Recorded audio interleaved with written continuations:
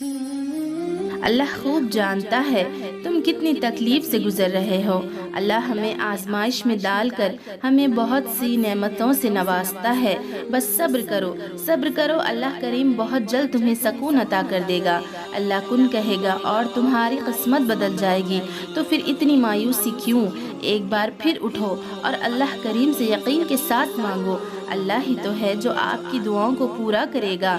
مایوس نہ ہوا کرو، اللہ کریم ہے نا تمہارے لیے۔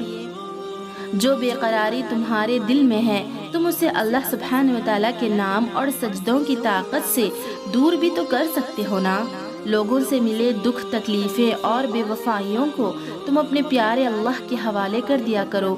وہ دلوں کو بنانے والا، تمہیں کیا لگتا ہے وہ تمہارے دل کی تھکاوٹ سے آشنا نہیں ہوگا؟ یقین رکھو اللہ کریم تمہیں سنبھال لے گا، اور اللہ کے سہارے جھوٹے نہیں ہوتے ہیں۔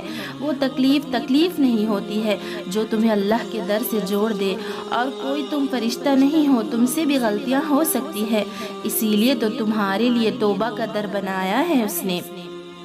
مایوس نہ ہوا کرو، اللہ کریم ہے نا تمہارے لیے، وہ تمہیں سنبھال بھی لے گا اور تمہیں تھام بھی لے گا۔